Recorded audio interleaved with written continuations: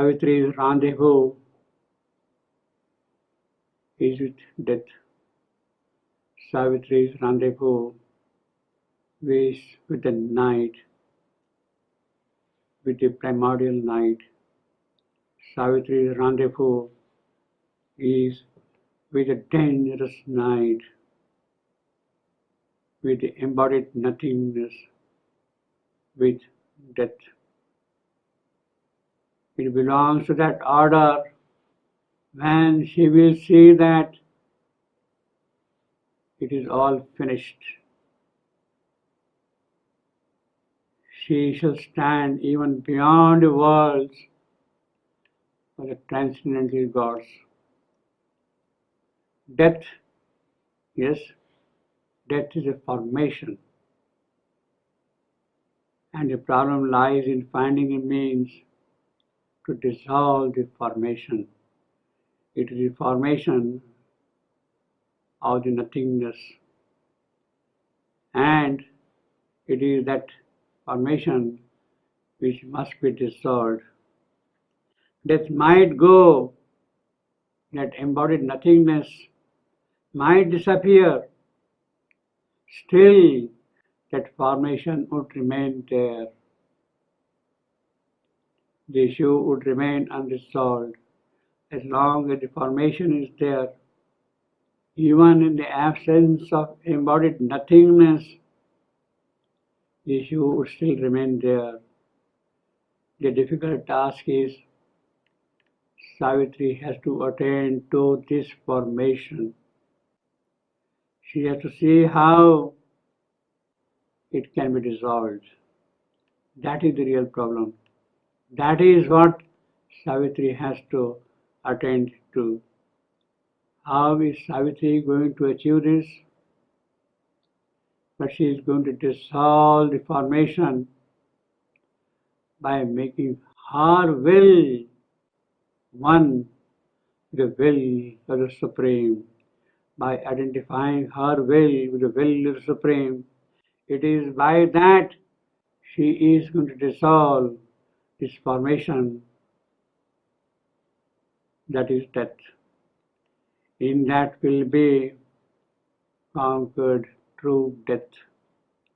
She will do, to conquer that, she will do Shakti Yoga.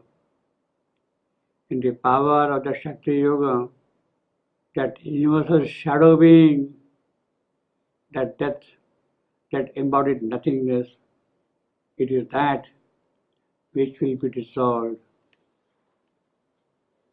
This has been decided.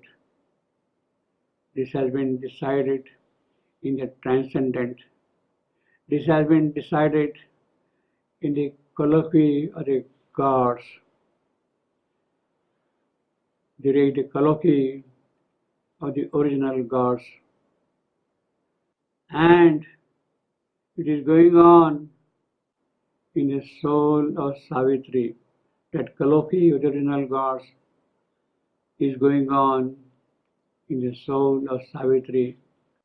These gods are to play a part in the shaping of the fate of this creation. But who are these original gods? What is this colloquy there for? How it is going on in the soul of Savitri? Who are these original gods? Transcendental gods in contact with the soul of Savitri. Who are they? Surely they must be lustrous beings, beings of light and power.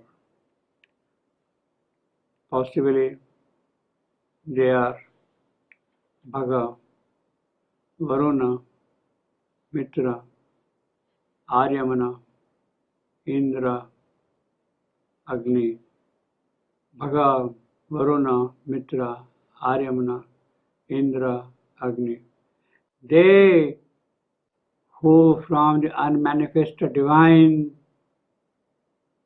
bring forth the divine universe.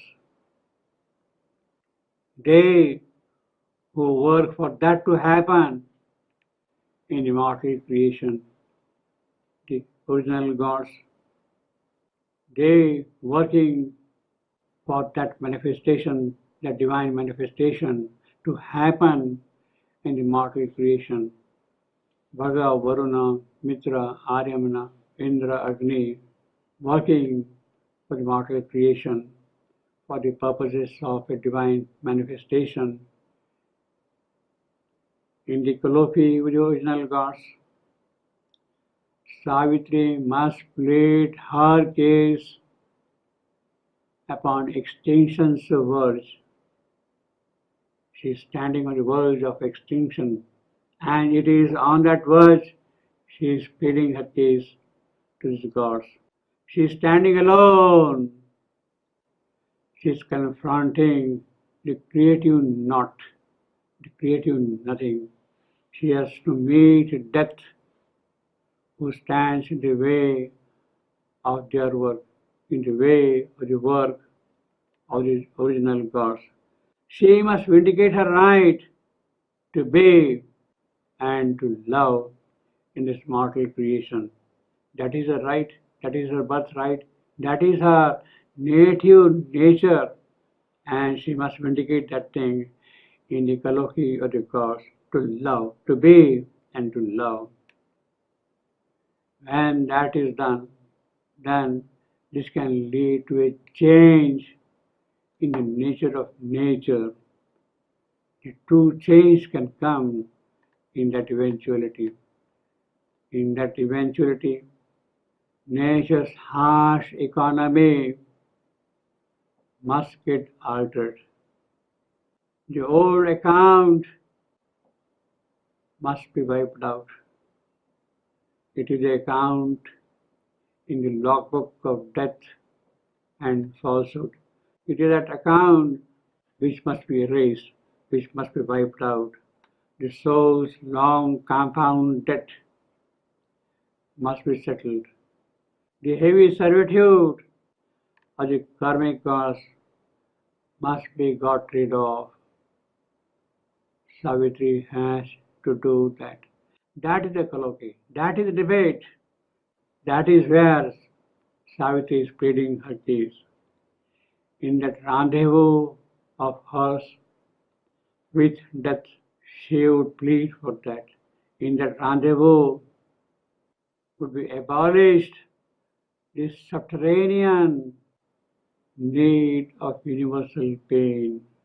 Pain which is there, it is a kind of a need of that. It is that need which will be abolished. In that rendezvous will be abolished the need of pain, of the hard sacrifice, and of the tragic consequence.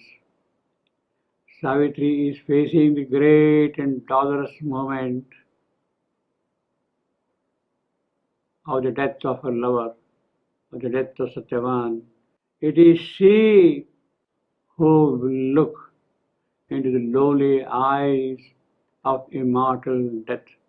It is those penetrating eyes looking into the immortal eyes of death that Savitri will conquer him in the dreadful arena, in the silent, dreadful arena of life, the battlefield of life.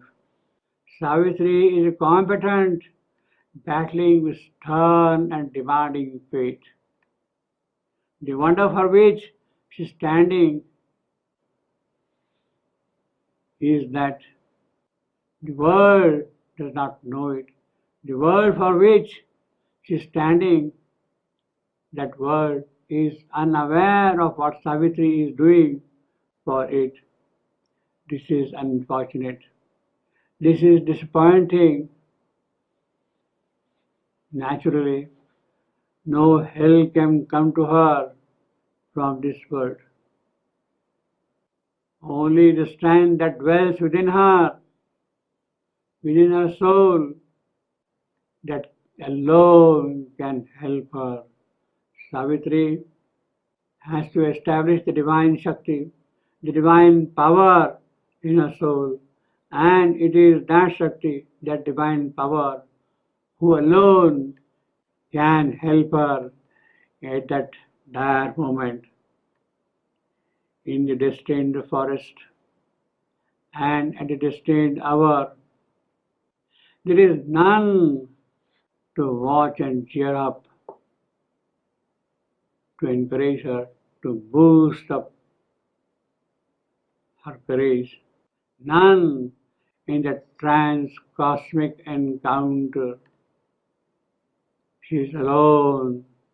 She has to be necessarily alone.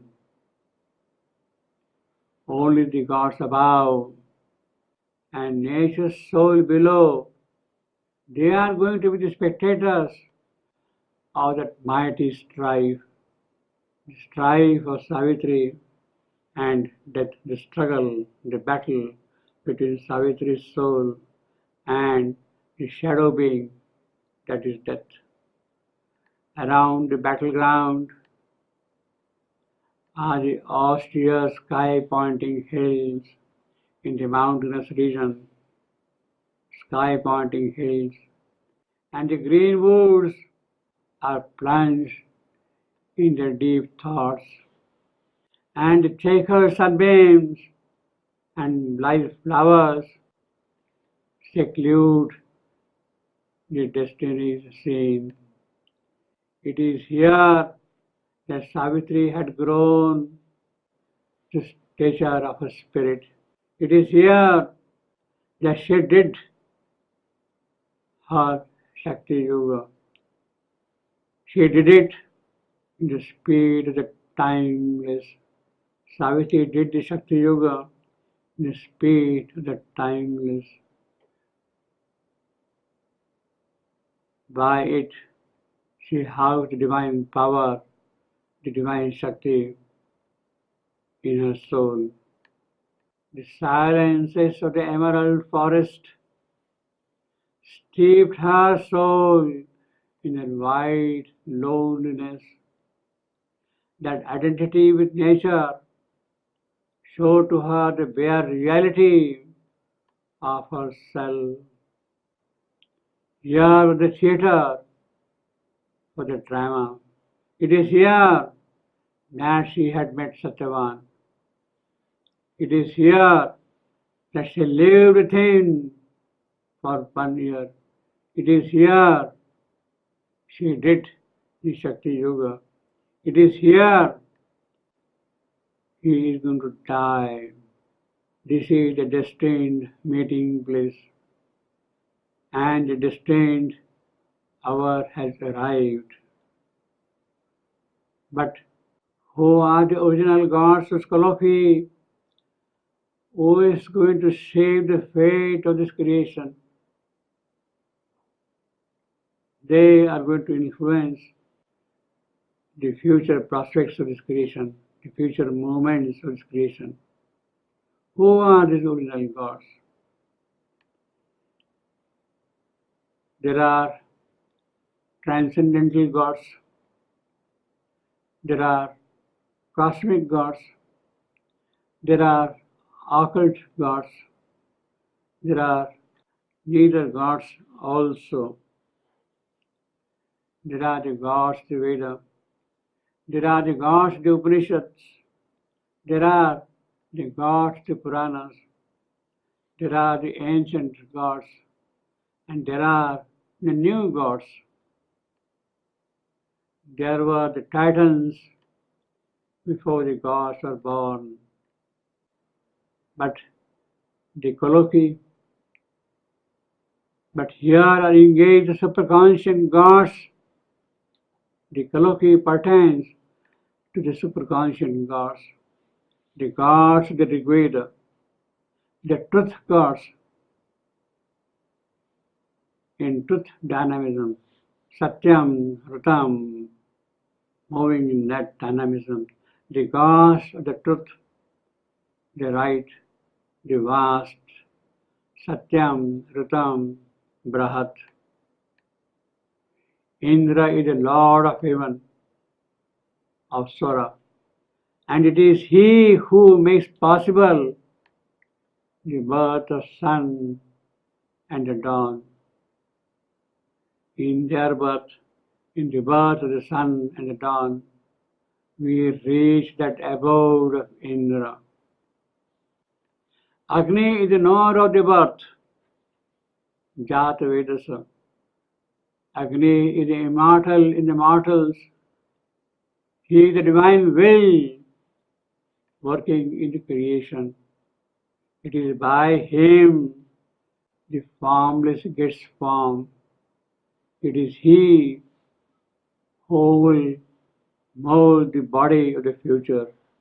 It is he who will give to the future the body, the desirable future, the bright future. It is he who will give body to it. He whose body is the golden fire itself, the birth of the gods in the sacrifice, in the yajna, means their manifestation in us.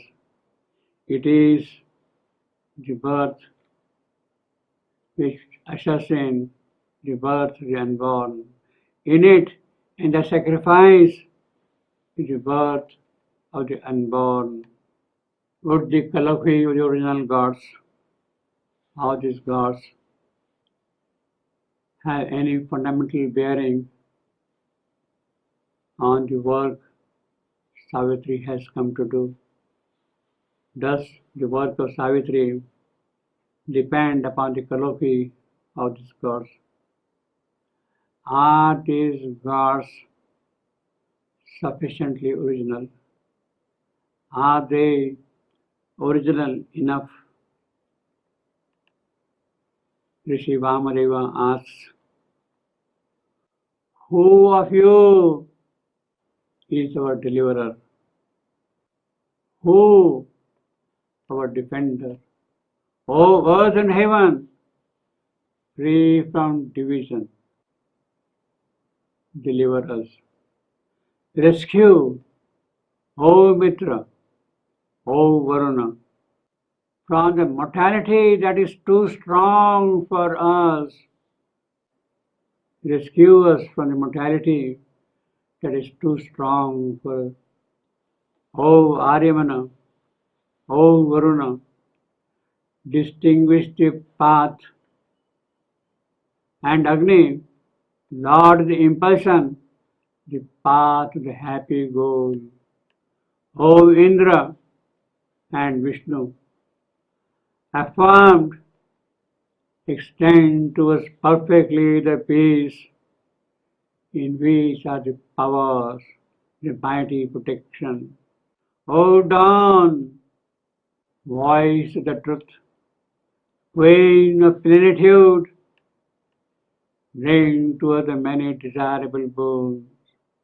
Thou who hast in thee all that plenty, to thy goal may Savitri, Bhaga, Varuna, Mitra, Aryamana, Indra move aright for us with riches of our felicity.